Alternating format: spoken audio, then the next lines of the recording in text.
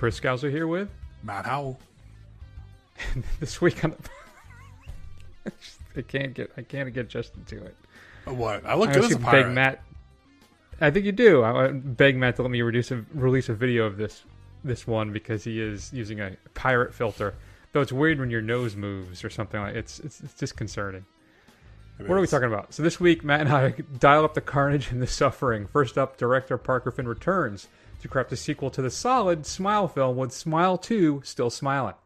Who's our Smile demon going to possess this time? And why is it never someone with a jacked up grill?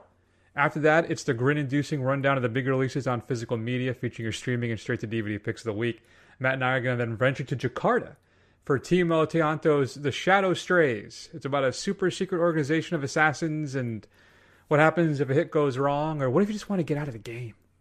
Finally, we're going to close out the show by playing a round of Bill from Peekskill, New York's favorite game, What Are the Odds? So Matt, let's all say cheese and hope nobody dies. Here's a clip from Smile 2. I need you to listen to me. Something really bad happened. You remember Louis Fergoli from high school? I went to his apartment. But when I showed up... Louis?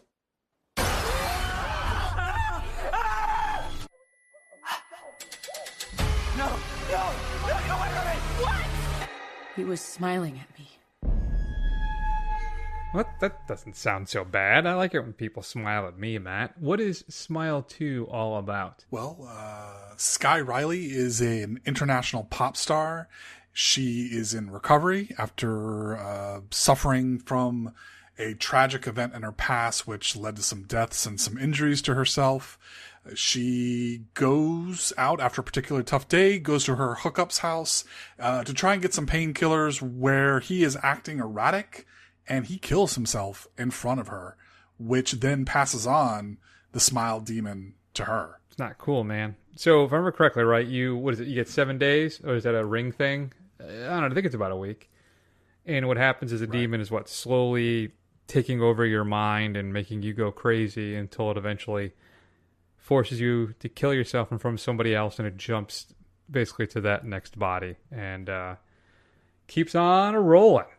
Matt, what were your thoughts on Smile? I can't remember. Did you enjoy it? Because I think I did. I had a lot of fun with that first film. Yeah, I thought the first film was good. I didn't think it was I thought it was solid. I didn't think it was great. I think it had some good parts. It had some parts that were a little weak, but overall I thought it was a good, middle of the road, enjoyable, small budget horror film. So how does this second film work for you? How does it stack up then? Is it like a Annabelle Origins there? Ouija, or no, I'm combining them, right? It's a Ouija Origins of Evil, and then Annabelle at the beginning. Am I conflating Creation. everything? Is it? Yes. Yeah, the creation. Woo, good Lord. Does it surpass the original for you, or are you like, wow, all right, enough of this? Yeah, I think it does surpass the original for me. So I think it's suitably creepy, and it has some really creepy scenes that I think outpace everything. Some of the best stuff in the first one. So, like the scene in her apartment where, the kind of game of red light, green light is very creepy. I thought that was a very effective scene. The gore in it is, I think, much more graphic and a lot more, effective, I think, in being disturbing. But I think overall, I think this thing is really as successful as it is because Naomi Scott is actually really good in this, as displaying as someone who's getting increasingly unhinged, doesn't know who she can trust. And I think her performance kind of elevates this thing, pretty far above the original. I agree with you, Matt. I think Scott is the MVP of this picture, independent, I think, of the gore as well. I think that Finn really does, I think, amp up the stakes here in this film. This does feel bigger. It feels scarier. It's nastier. It's much more lovingly nihilistic as well, I think. And everything is amplified, but much, for me, to the film's improvement. But the core of it is Naomi Scott. I was blown away by her in this film. It's like probably my favorite performance in a horror film, probably since maybe Toni Collette, like in Hereditary. She just is very engaging and gripping as an actress, but also is terrifying. And how is she's able to walk this line of this person who thinks maybe she's going insane, dealing with her past trauma, the drug addiction, all of this stuff, and trying to figure out what's happening to her, and all the different feints and stuff that occur to her as she's trying to see trying to figure out, walk her way through this, is fantastic. It is, yeah, she really is the MVP of this entire thing, and it's good. I will say, too, the film, I think, its structure for me is also immaculate. I really felt the whole thing is built perfectly. I know some people struggle with the ending of the film. I was like, well, so this is one of those where, and I guess it's a bit of a spoiler, you could say, like, is this all, like, was the vast majority of the film a dream? And I don't look at it that way. I look at it more as just the entity driving her insane.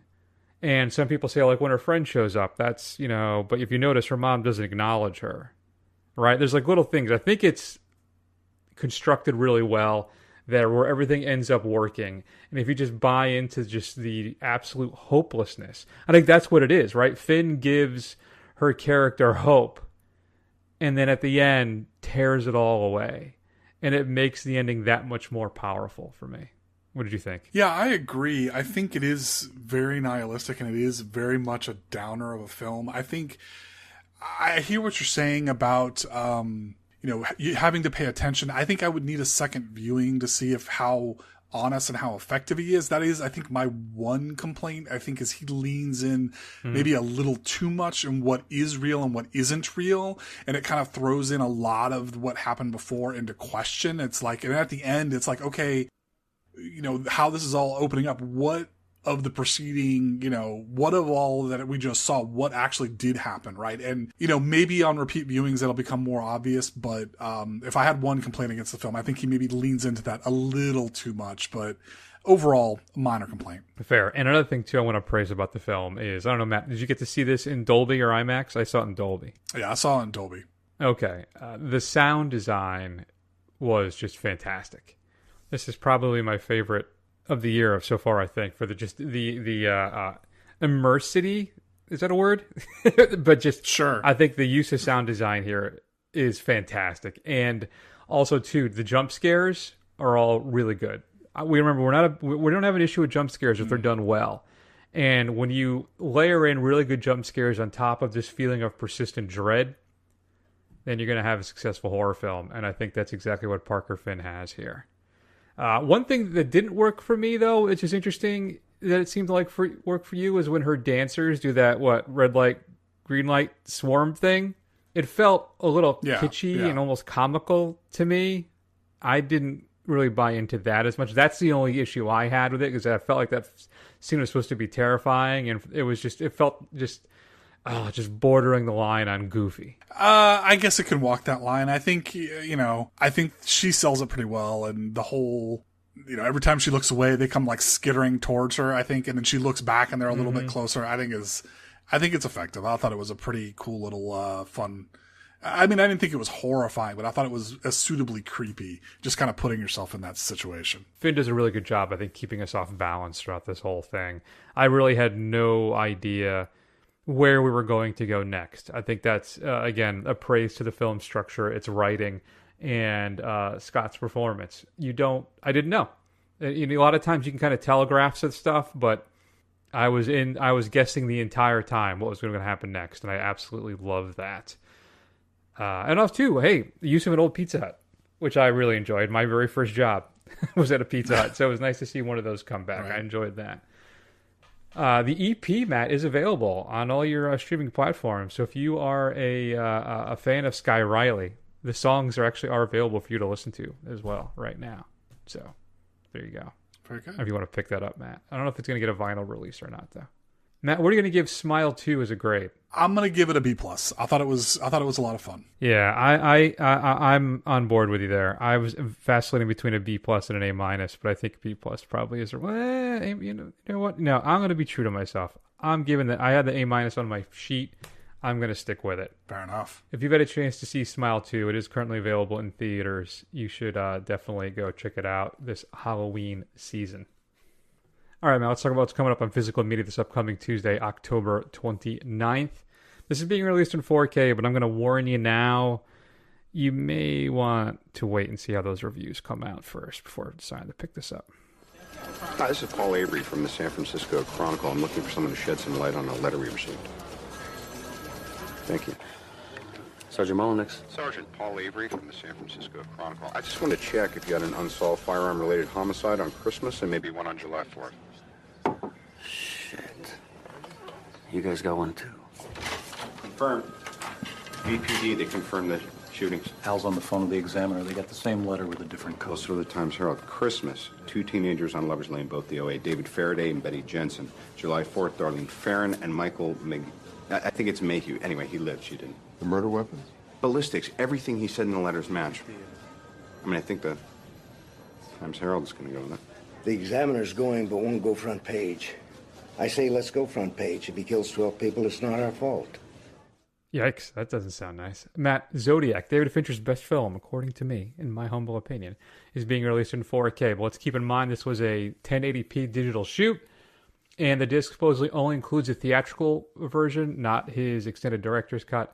It has another just plainly crap cover as well. We just have 3 floating heads over the, I believe, the San Francisco Bridge.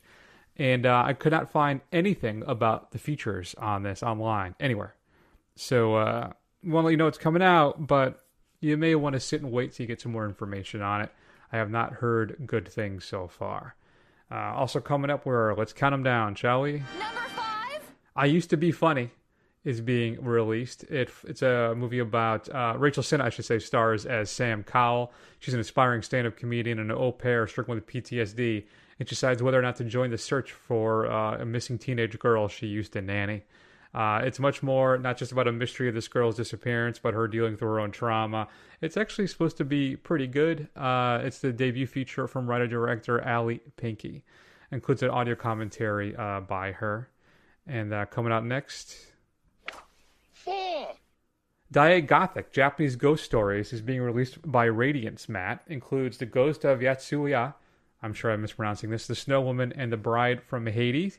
Brand new 4K restorations on The Bride from Hades and The Snow Woman. High definition digital transfer of The Ghost of Yatsuya. And I got it. Includes an 80-page perfectly bound book. I'm really looking forward to this. I do love my Japanese horror. So I can't wait to crack that sucker open and take a look at those. And this is the limited edition that has the book, as well as what I like that Radiance does, OBI strips, which is kind of a fun little thing here. You don't see a lot of that anymore. What's up next? I'm giving you to the count of 3 to get out of here. Then I'm coming across the kitchen shooting. The Arrow is releasing J-Horror Rising. There's another set I got. Shikoku, Isalu, Multiple Personality Girl, Persona, Inugami, St. John's Wort, Nori, The Curse, Carved, The Slit-Mouthed Woman. All included in this set, high-definition presentations of all 7 films. Brand new audio commentaries on all of them. New interviews, archival features, and more. This is a set of just classic Japanese horror films by Arrow, and it is a stacked set. So if you're a fan, you may want to be picking that one up too. I have 2 words. Perfect love and perfect trust. Just like Matt says. Trick or Treat, Matt, is being released by Arrow, I believe, in 4K. There is a site-exclusive original art poster for the case, but that has unfortunately sold out. But you can pick up the standard edition. You get a brand new 4K restoration by Arrow Films, approved by the writer-director Michael Dougherty. You get a Dolby Vision HDR grade, archival audio commentaries, as well as features, and some new interviews, some old stuff as well, additional scenes, and more. I had this on Blu-ray.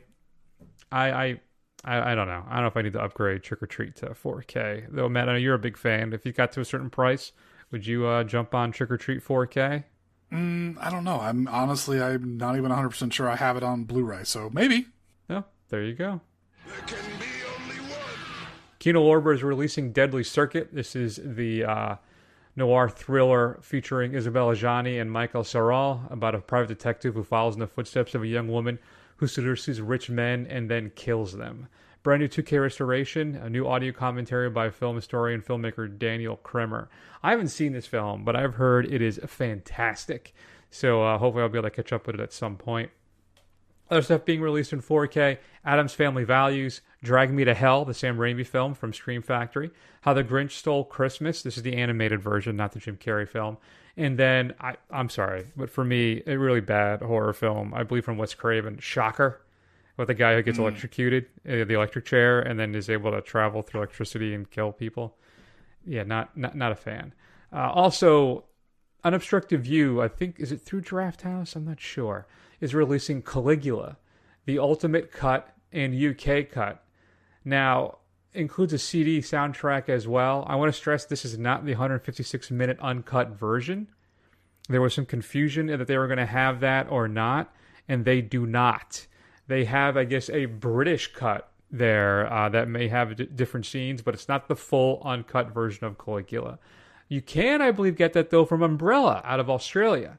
I think they had the full version, but the full uncut version was only the Blu-ray. The ultimate cut was included in 4K, but the full version is only a Blu-ray. It is unfortunately out of stock on their site.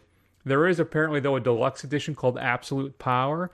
That's $105. It includes a whole bunch of swag, and it's still available as part of that set on their website. Maybe you can find it online as well, if you're that big of a Caligula fan. Matt, your Viper video pick of the week, I'm going to go with Crack Coon. When a synthetically altered street drug gets discarded in the woods by a drug dealer during a car chase with the police, the fallout proves nothing less than horrific, Matt. When an innocent raccoon eats it, transforms it into a nightmarish killing machine straight from the bowels of hell. With unsuspecting campers, tourists, and residents of a mountain community all in close proximity to the epicenter, no one is safe from the monster's unrelenting rampage. Crack Coon. Remember to check out ViperVideoTampa.com, folks. Matt, which would we be streaming this week? So why don't you go out and check the original Smile before you go see Smile 2. It is available on Amazon Prime and Paramount Plus. Thanks, Matt. But make sure you go see Smile 2 as soon as possible. And hopefully it's still be in... Oh, no, it's not. Venom's coming out. You're not going to be able to see it in Dolby. That's upsetting.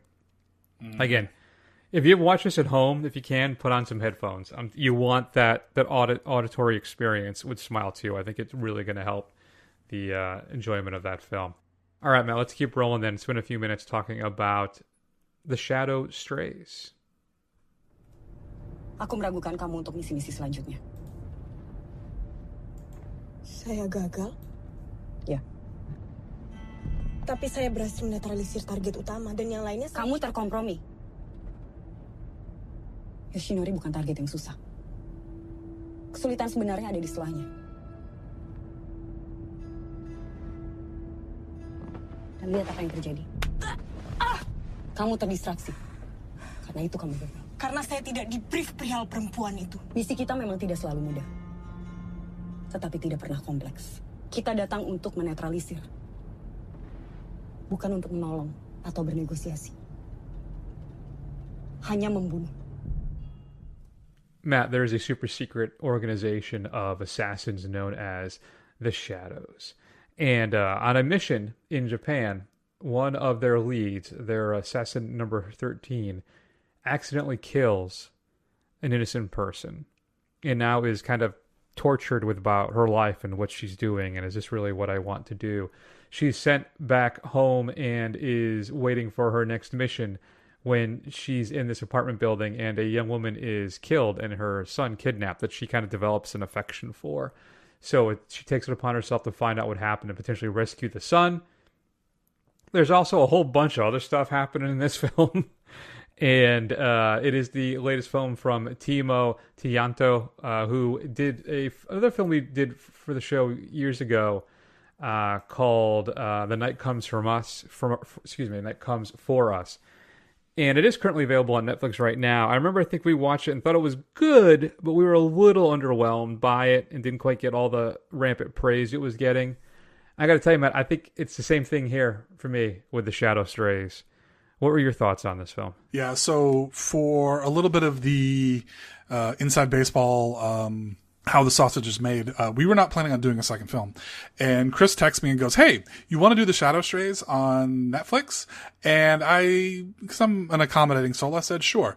I went and looked at this thing and I saw, strike one, 2.5 hours. Initial reviews at 30% on Rotten Tomatoes. And I almost texted you back immediately and said, I don't want to watch this shit. But I didn't, and I watched it.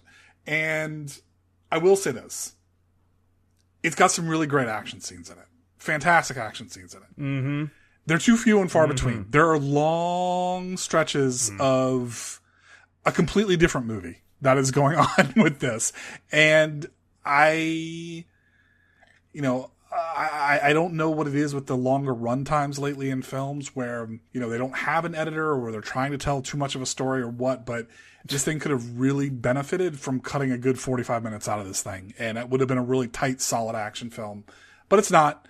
And, I think it's just too much and it doesn't all work. Yeah, I don't know what it is. I don't know if it's Timo's films. I just don't connect with them. He did a couple of VHS segments as well. I think Matt's correct. The fight choreography here is top shelf. I think as is the general all-around violence and gore that the film has. And I want to say, too, I don't know if I should have said this in the Smile, but there's some of the gore in that film. That opening tracking shot, Matt, which I think we should have talked about then, too, is fantastic. When we have the cop from the last film tries to pass the curse on to somebody else, and then that whole presence, that whole process, that whole scene, and then he gets hit by the van, and just really grabbing you by the throat from the very beginning in that film. Anyway, we're here to talk about Shadow Strays now, Matt. It feels like it was a TV series condensed into a movie, right? Like, this should have been like 6 episodes of something. That this, you get the impression that there's this very deep lore with this film, but it's just like Matt said, it's a lot. And we even have a post kind of credit scene where Timo appears to be creating his own kind of John Wick universe, where there's going to be now a next chapter, right? He sets up a sequel here at the end. And I will watch it because I appreciate the action, the fights, the violence, all of that stuff is fantastic. Timo knows how to blow up a guy's head or crush, whatever the case may be, he can do it. But the problem is the plotting and everything else just is, it's all too kind of loose and feels like an afterthought half the time.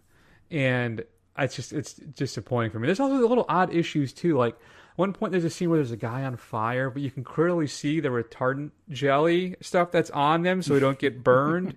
It's obvious. Another time too, a guy gets knocked into a concrete wall that's clearly painted a different color than the other stuff. There's little things like that. It's like, I don't know if it's carelessness or if it's like we just shouldn't. I don't know. It pulled me out of it a bit. But he has a fantastic eye for shooting fight scenes and just violence in general. And on the strength of that, I'm going to give the Shadow Strays a B-, because the carnage here is all top shelf, and I enjoyed every minute of it. But the emotional, air quotes, heart of the film just felt kind of hollow to me. Yeah, I'm going to be slightly harsher, but in the same realm. I'm going to give it a C+. It really dragged for me. And while the fight scenes and the action scenes really do elevate it, it's not quite good enough to where it's something I can unequivocally recommend. Well, I don't think I can unequivocally recommend this to anybody, just given the sheer amount of violence and gore and limbs getting blown off, faces. Yeah, it's all that stuff. It's not for the faint of heart in any capacity. So, but yeah, if you had a chance to see The Shadow Strays, it's currently streaming on Netflix.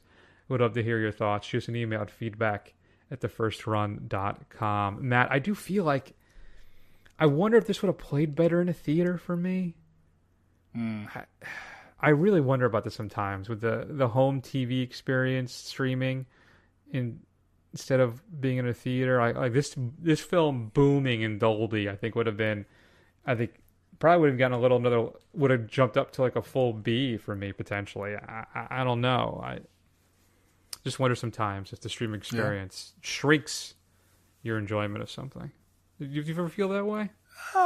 Maybe, but I also appreciate being at home, being able to pause it, go to the bathroom. All those things I like the convenience of it, so I get it. Matt, let's close out the show and play a round of What Are the Odds? Shall we? You made me realize the Green Lantern Oath isn't just some silly rhyme. It means something after all. In brightest day, in blackest night, no evil shall escape my sight. Let those who worship evil's might Beware my power. Green Lantern's light.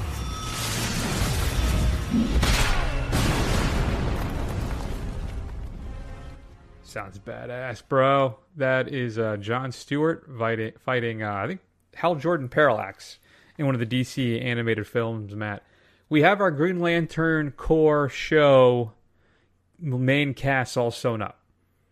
Aaron Pierre is going to be Jon Stewart from Rebel Ridge, which is a film we both really enjoyed from a few weeks ago. Kyle Chandler is Hal Jordan. And Nathan Fillion is Guy Gardner. And I have to give Gunn praise. I think all three of those choices are just right out of the park. Just home runs. Nice job. So first, let me ask you about that, Matt, and then I also want to know, what are the odds that the Green Lantern show is actually going to be good? Well, that's an impressive cast. I am looking forward to it. I think the hard part, or at least one of the hard parts, is done. I'm actually feeling pretty bullish. I'm giving Gunn the benefit of that. I'm going to say that the Green Lantern show has a 70% chance that it's going to be good. Now, how long it'll be able to maintain that quality? Will it be able to make good over multiple seasons? That I don't know, but I'm confident that the first season will be good. I like that. 70% is a nice number. I think that's a good number. Damn it. I really would like to choose that one. All right, I'll go, you know what? Given the strength of the casting, I'm going to go with 75. How do you like that? 75 for me. Very, very good. You're welcome. Mm-hmm. I like the idea of a space western with all these people. You know, this is just a good cast, and it should be fun to watch. Sorry, go ahead. So sticking in the realm of comic book movies, so Blade has been bumped out of 2025 schedule for another Predator movie. Predator Badlands is taking its place in the November slot. So setting aside that this thing may even not see the light of day, what are the odds that Marshala Ali stays cast as Blade, assuming it comes out? Yeah, I'm going like 15% on that. I think, respectfully to Ali too, I think he was almost too old when they first announced him. I was really hoping for a younger guy who can kind of run with the franchise for a while. And I just don't think that's going to happen at this point at all. I'm really disappointed that we can't seem to figure out how to get a superhero to fight vampires. Why is this so difficult? But Ali's 50, right? So I just get some guy in the late 20s, or even early 30s, maybe. Get a 2-3 run film out of him, make a franchise out of it, and I think you got some gold there. So, sorry, Ali, no disrespect, but I don't know. I think we got to reboot this. But again, it's a superhero fights vampires. It can't be that difficult. You have one good film, one great film, and then a third, I think, truly terrible Blade film. Right. But it's not a difficult concept. I don't understand why this is so damn difficult. Well, it's obviously not difficult because even before superhero movies were really a thing, back in 1994, 1995, Wesley Snipes kind of kicked this whole thing off by a superhero fighting a vampire. So it can be done. And it doesn't even have to be particularly, high budget or high art or anything like that. It just needs to be fun. But yeah, I agree with you. I think it's like a 10% chance he stays. I think he's going to be gone by next year. I think they, beginning of the year, they announced that he's moved on to somebody else, and it'll be really in danger of being scrapped, but we'll see. Yeah, we'll see. All right, Matt, I don't know if you've seen this. Supposedly Denzel Washington said he gets to put on the toga, grab a couple bracelets, and goes nuts in his film Gladiator 2. Mm-hmm. Matt, what are the odds Denzel goes too far in Gladiator 2? Yeah, I think there's an 80% chance he goes too far. I think he's gonna take his Training Day persona and just really kick it to like 112, right? He's gonna crank it up to 11, and I think that could work out really well because Gladiator is kind of this weird universe where it's like everything is over the top, but I think there's still maybe such a thing as too over the top. So I think there's an 80% chance he goes too far. I'm not quite as confident on that. I think more 60% chance that he's just clapping his hands together and calling people my man and whatever throughout the whole thing. I don't know. I think I don't think it's going to overshadow everything, but you're right. There is definitely still a chance. So I'm sitting, what did I say, 60%? I think it's certainly there. But I don't know. I'm hearing good things, early good things, but we'll see. But part of me kind of wants him to.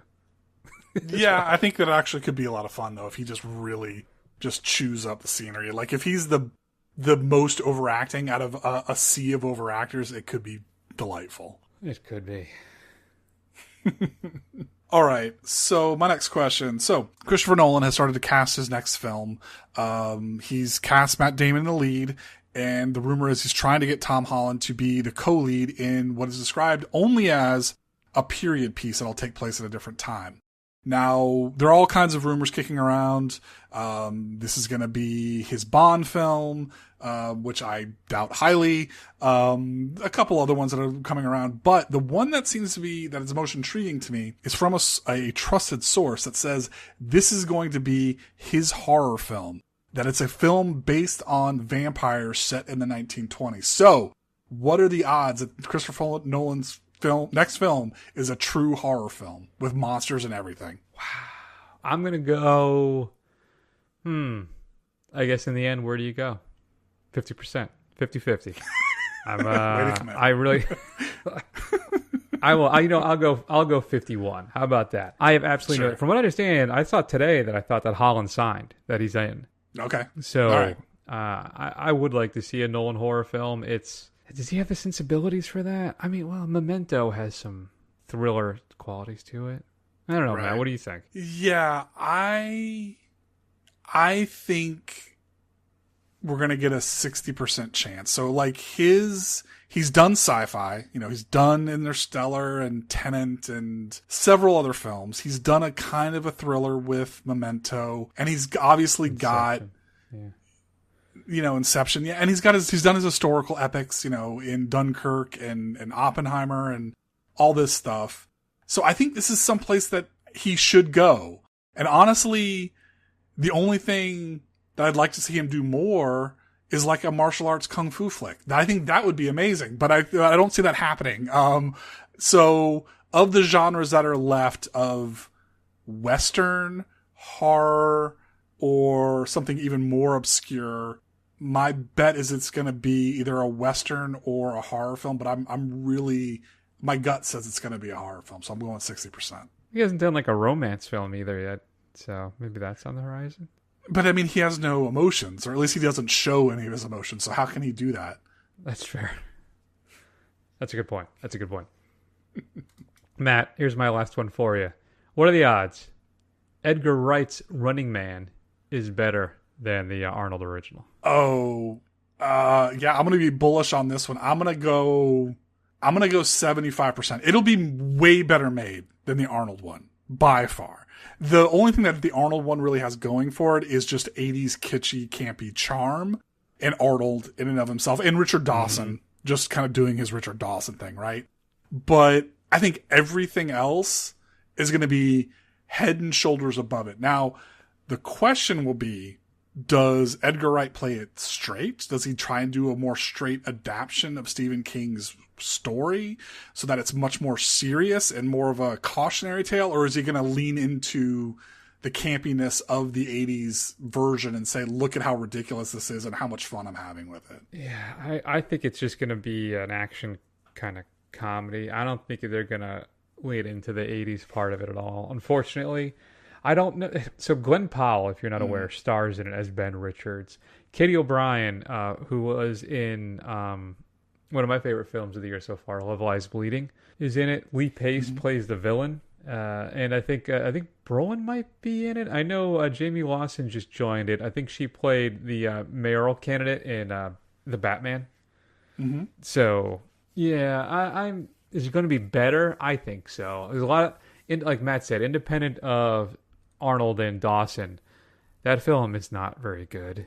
I watched it like 6 months ago. It's very much an artifact of its time, and you can enjoy it at that level, but I think that's kind of about it. And Arnold's, delivering perfect Arnold stuff in that film. I don't know what else to say about it, but yeah. So the odds that Edgar Wright's version is going to be better, I'm at like 85%. I'm excited about it. The only thing I'm a little wary about is Glenn Powell, but we'll see. Yeah, I think he'll be all right. I hope he'll be game. At the very least, he'll play a pretty good straight man against all of this crazy stuff going on around him. Right. All right, so we started with DC and James Gunn. Let's end with James Gunn and DC. So, Chris, I just want to know, what are the odds that in his version of the next Batman film, Batman the Brave and the Bold, who we know is going to have Damian Wayne in it, that the bad guy is going to be the Joker? Do you think he's going to bring out the Joker really early, or is he going to save him for a later installment? No, I'm going to go 10% on that. I think he probably goes... See, Gunn's weird, though. So my first gut was I was going to say Ra's al Ghul, but then he likes the weird stuff. So Clayface might be fun to do, but monster Clayface. Mm-hmm. You know, because then he can play into it. There's some sci-fi aspects of it. It can be kind of gooey, be fun, especially if Damon's going to be... So, like, Nightwing exists then, and Tim Drake and Jason Todd, they're all... Yes. I don't know about all of them, but Nightwing is definitely going to be in it. Interesting. Yeah. So, no, I don't think they're going to do Joker. I think they're going to let that go and see what what's his name wants to do with Batman, if he wants to, in the Batman sequel. Right. You know, right. So we did get that deleted scene from the set from that first film. So, no. I don't think so. I think he's going to sit on that. Maybe he'll make a cameo appearance, but he's not going to be the main villain. And given it's either going to be, I'll say Clayface or Man-Bat. Those are my two. All right, fair enough. Yeah, those are good guesses. I don't really know where he's going to go with it. Part of me says if he plays it more serious, more straight, maybe it would be the Court of the Owls, right? Maybe he'd go that route. Or... Yeah. Maybe if he's going to have the Robins in it, maybe it's the Red Hood. Maybe it's that. But then you'd almost have to show Joker, at least in some capacity, to tell that part of the story, right? But I'm with you. I don't think he brings out Joker for the big guns, like right away. And I think that's the right move. I think Joker's the most iconic villain, so you kind of want to save him until it's really established and you got something solid that you want to tell. So yeah, I think it's probably, you're right. I'm going to go slightly more bullish at 12% that we get the Joker, but I don't know who he's going to put in this thing. Yeah, I don't know. Should be fun to find out, though. So, it was 1888. I just had a thought, too. You're talking about Christopher Nolan's film. Mm-hmm. Part of me was wishing he'd be remaking, like, Time After Time, which I don't know you need to. I think Time After Time is a great little film. If you're not familiar, directed by, not Harv Bennett, the other guy who did Star Trek 2 and Star Trek 6. Oh, the two best Star Trek films, the director. Wow. I'm disappointed. Anyway, he directed that, and it's about H.G. Wells. So Jack the Ripper, he finds out who they're like friends. He doesn't know he's Jack the Ripper. He discovers that his friend's Jack the Ripper. He's running from the cops. He jumps into H.G. Wells' time machine. He comes to current day. So H.G. Wells follows him to try and catch him, like in modern day San Francisco. And it's a fun little cheesy kind of 80s thriller. So yeah, I would love to. Maybe that'd be fun to him. Nicholas Meyer. Thank you, everybody. That's who directed Time After Time. Good stuff. Good stuff. All right, folks. Matt, that's our round. That's going to be our what are the odds this week? I'm very scattered tonight. I apologize. If you're not, I apologize, folks. If you may not, I'm going to try and make it that you can't tell. But there's a lot of lag tonight. There's a lot of latency issues on the show. So hopefully that I'll be able to edit this all together so it's listenable for everybody. But what are the odds you would ascribe to those wonderful little things happening? Shoot us an email at feedback@thefirsttorun.com. Matt, what should we be streaming next week? Oh, what if we should be watching next week? Am I drunk? You might be. You might be. Drunk on seltzer. I would say that the next thing that's coming up is a film that I am not confident for, and the Venom: The Last Dance. God, let this be the last dance. I can't imagine it's going to be good, but we're going to watch it for you guys, and we're going to tell you what we think. Oh, boy. That'll be fun. Maybe. Maybe. Did you see the trailer for The Brutalist? Came out the other day of the recording of the show. It was fantastic. It made me believe in art again. No, I haven't. I'll have to go check it out. Yeah. It's awesome. I think it's like almost 3 hours long, but I definitely want to see it. And Matt, you should be aware that we will be discussing it for the show. So fair enough. Get ready. In the meantime, you can find us at thefirstrun.com. You can find archives of all the old shows, the report card, and more. Go over to YouTube, Instagram, Facebook, Twitter. Do a search for The First Run. Scroll. Eventually you'll find us. And then what else? Go to Apple Podcasts. Give us a review. It'll help other people find the show. Matt, I'm so seriously considering quitting Twitter at this point. You ever go to your For You tab? You never run that much to begin with anyway, but the For You tab, it's like Nazis and porn bots. It's basically all it is at this point, and it's really unsettling. There's like a weird Ron DeSantis push too. Like I get like puff pieces or puff tweets about him all the time in my feed, so clearly they're paying for that. Yeah, I Twitter is a cesspool. I'm really considering just dropping out of it completely because it's just nothing on there that's redeeming about it at all. Yeah, I have a Blue Sky account. Maybe I should just go there instead. Sad. That's it. All right, everybody. We love you very much. Take care of yourselves. We will see you all soon. Thank you for listening as always.